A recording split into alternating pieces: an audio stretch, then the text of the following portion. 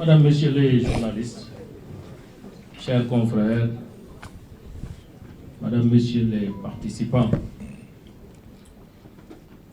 avec l'autorisation de notre confrère Amadou Sall, je dois commencer par dire que nous ne sommes pas ici pour faire le procès de la justice, encore moins pour fustiger des décisions de justice ou se substituer à la justice que nous respectons profondément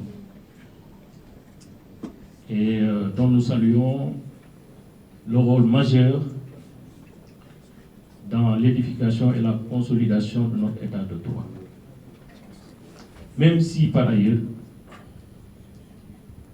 dans le dossier de notre client Mohamedou Ngom dit Farba,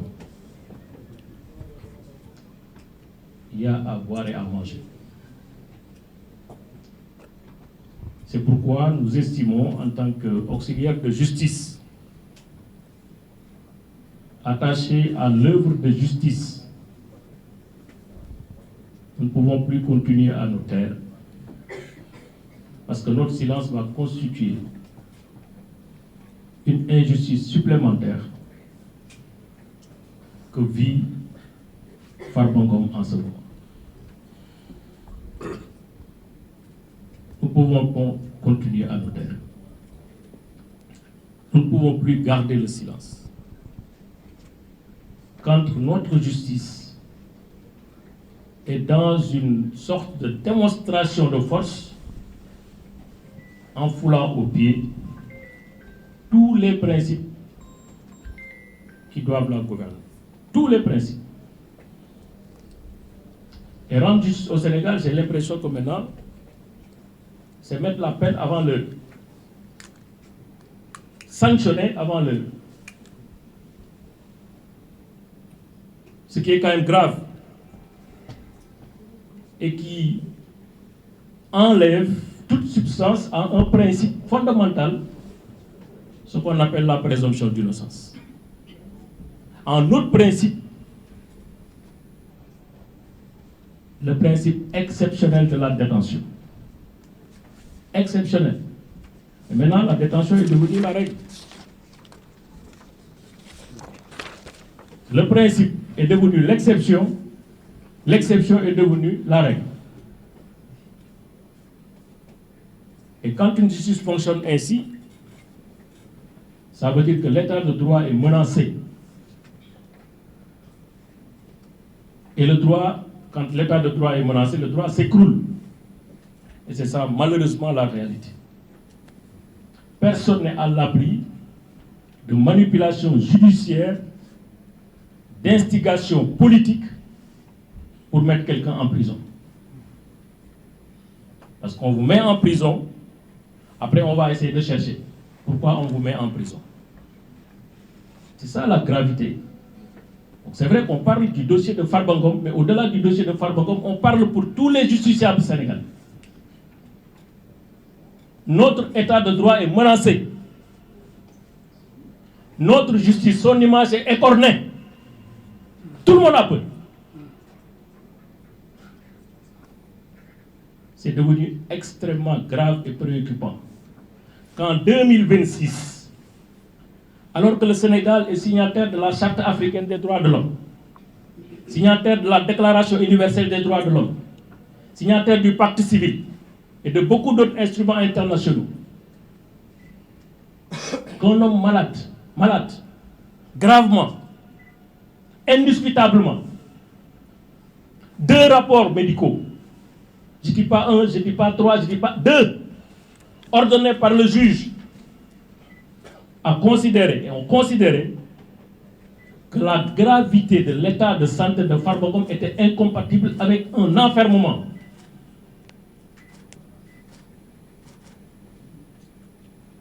Ce n'est pas une opinion politique. Ce n'est pas de la théorie. Ce n'est pas du parti pris. Ces experts, ils sont assermentés.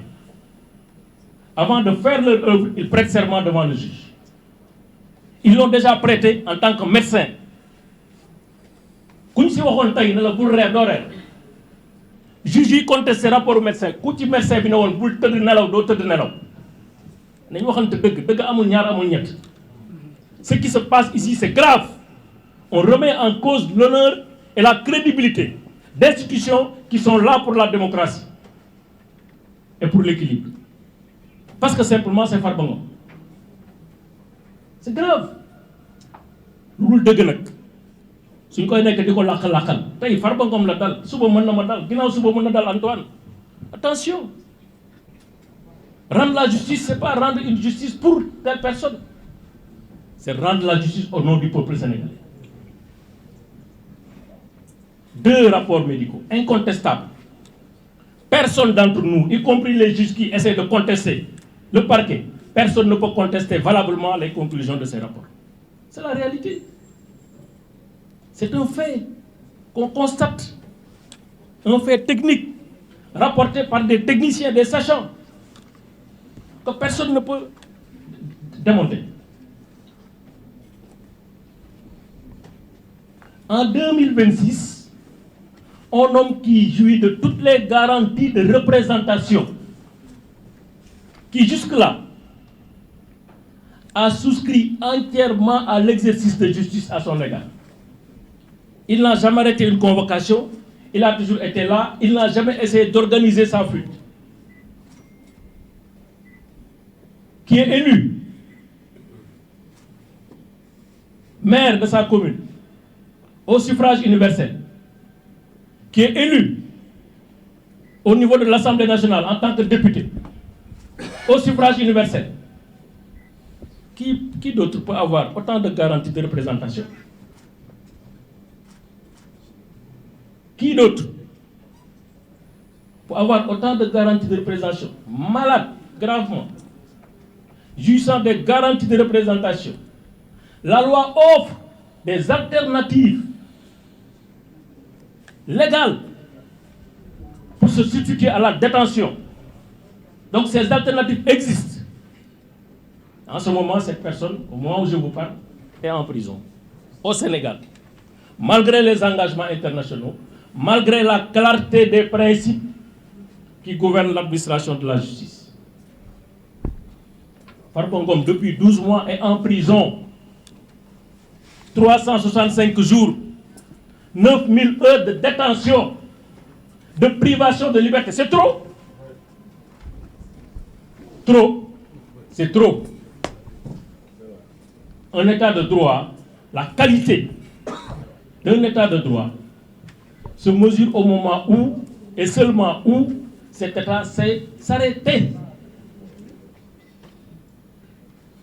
Ce n'est pas une renonciation à la justice. Ce n'est pas une abdication. C'est réconcilier la justice avec la liberté. Et c'est bien conciliable. Une justice qui déprotège, qui affaiblit les droits, c'est une justice qui s'écroule.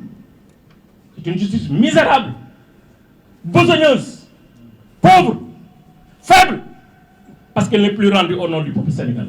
C'est ça la réalité. Une justice sur commande. Il faut arrêter. Madame le ministre de la Justice, il faut arrêter. Monsieur le procureur général de la Cour d'appel, il faut arrêter. Monsieur le procureur de la République, il faut arrêter. Avant qu'il ne soit trop tard. Avant que l'irréparable se produise. Avant que la responsabilité de l'État soit exposée. Avant que la confiance que nous devons tous à la justice se brise. Il faut arrêter. Trop, c'est trop. Le ëpp tuuru bàyyi leen Farba Ngom bu ñëwee ci dëkkam dem si ay njabootam loolu mooy dëgg keneen lu leen wax leneen du dëgg. Vous êtes en train de faire de la détention arbitraire, c'est ça la vérité, par l'exercice d'une voie d'appel. Mais à la limite, c'est quoi le problème? 2 personnes pour les mêmes faits devant le même juge sur la base de la même loi. L'une est libre, l'autre est en prison. Au nom de quoi? C'est ça l'égalité devant la loi. C'est ça l'égalité devant la justice. Madame le ministre de la Justice, vous avez commis trop de fautes. normalement, dans une république normale, un ministre de la Justice qui se comporte de la sorte, qui fait un point de presse, en 5 minutes, cette violation de la loi et de la Constitution. Cette violation de la loi et de la Constitution. Mais on n'a plus de république. On n'a plus de république. La république est à terre. Mais comme avocat, je sais d'ailleurs lettre bi mu doon wax ci avocat yi dëggaguma ko secrétaire général ordre des avocats ngi nii defe naa ne amagul lettre ñun on va saisir le bâtonnier pour d'abord les violations qui ont été constatées et commises par le ministre de la Justice. Mais nous avons déposé une plainte contre elle pour violation du droit à l'image, violation du droit à l'intimité, secret, la vie privée, violation de données personnelles, violation de la correspondance, code de télécommunication, mais aussi mise en danger de la vie d'autrui, parce que c'est elle qui a instruit le parquet de faire appel artificiellement pour maintenir Farba Ngom en prison. C'est ça la détention arbitraire. Par des artifices et des manipulations, on essaie de maintenir quelqu'un en prison qui doit être libre. Aucune seconde de plus ne doit trouver Farba Ngom en prison. Si nous déposons plainte de filles, nous allons suivre, mais si nous devons constater, il faut France. On va déposer une plainte. Parce que maintenant, la justice universelle, il faut que ça arrête. On ne le fait pas pour Farba, on le fait pour le futur Farba. Pour que ce soit un dossier de tête avec le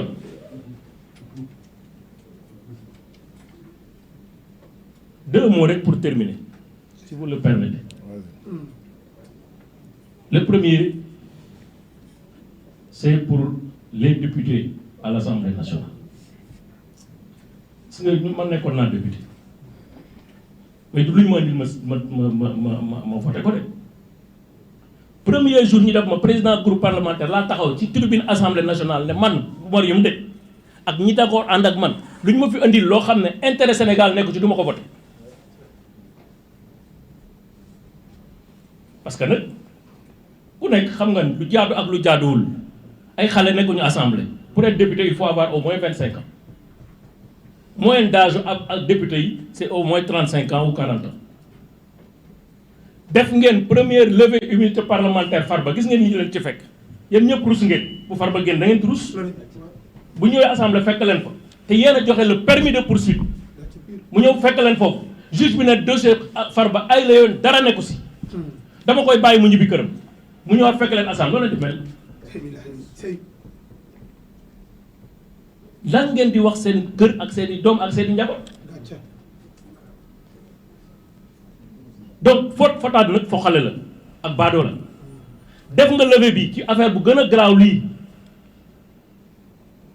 gis nga lim lay jural lii c'est une banalité déconcertante li ñuy wax lii ay interdiction d'objets prohibés bu ñu génnoon statistique ci prison ay nit yu ñu fekk ak portable ba fekk leen loo xam dañ koy aaye mais lu mu dee c'est 5000 cas parce que chaque semaine procureur xam na ko chaque semaine dañ koy defar rapport ci cas yu mel noonu du jeex du xaaj mais c'est des règles de discipline qui ont été violées c'est au niveau de l'administration régisseur bi ak directeur prison ñoom ñooy toppatoo yooyu sanction yi directeur prison ak régisseur ak chef de cour ñoom ñooy apporter sanction à ce jour pour une faute disciplinaire, il n'y a aucune procédure engagée contre Farba.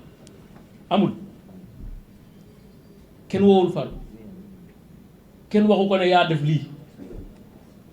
On l'extrait en sa qualité de député, sans lever de son immunité parlementaire, yóbbu ko enquête ko arrêté ko mettre ko garde à vue.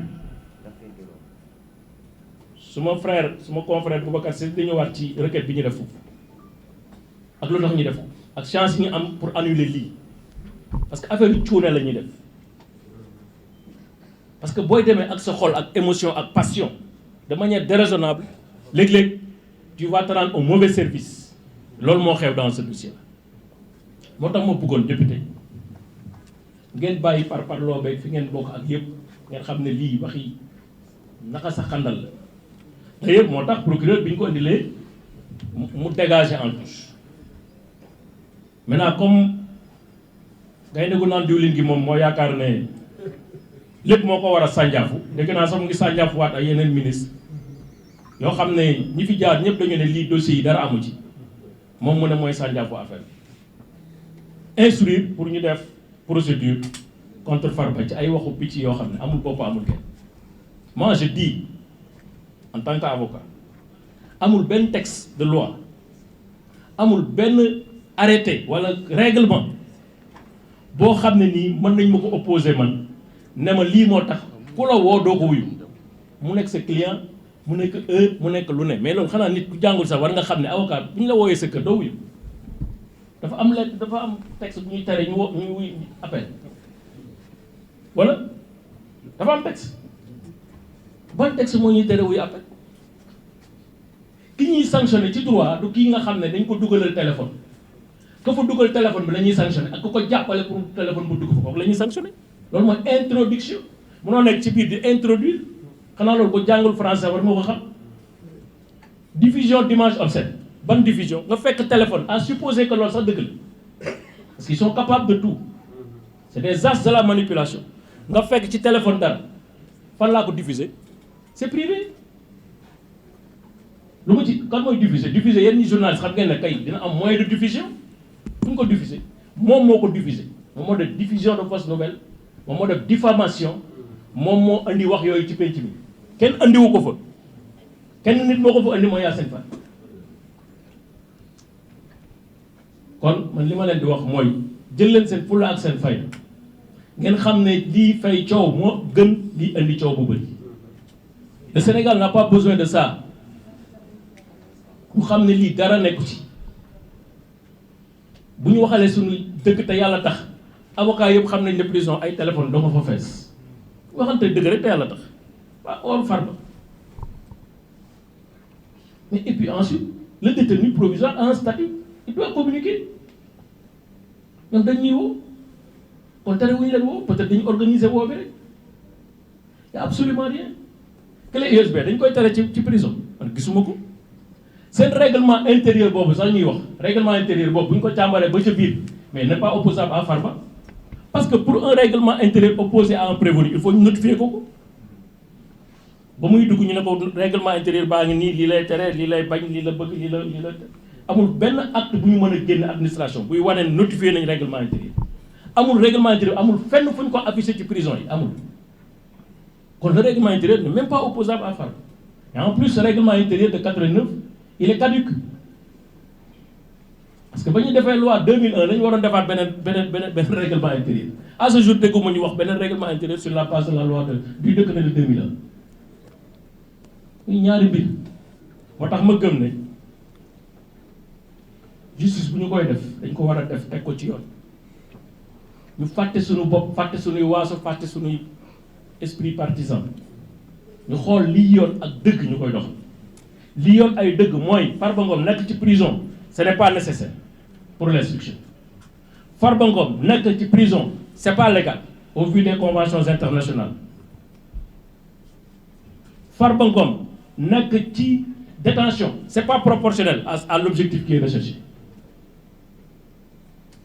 pour toutes ces raisons dañu ko war a bàyyi mu ñibbi këram pour toutes ces raisons lii ñuy jéem a ruumanaat ci suuf nañ ko tegaat ci suuf ban transaction financière la Farba Ngom mën a def ak téléphone ban transaction financière man li ma gis ci li ñuy wax day 12 000 xaw ma dollars xaw ma ñu kenn xam bu doon am na transaction financière yu liée à cette infraction c'est pas le procureur de la République qui va ouvrir l'enquête c'est le parquet judiciaire et financier qui va ouvrir l'enquête ñun kenn mënuñu nax seen manipulation mën nga ko od nag fu leen neex mais dañuy jàng ba ne ar xam li ñuy wax kon loolu daal laa amoon di wax di leen sant. Merci.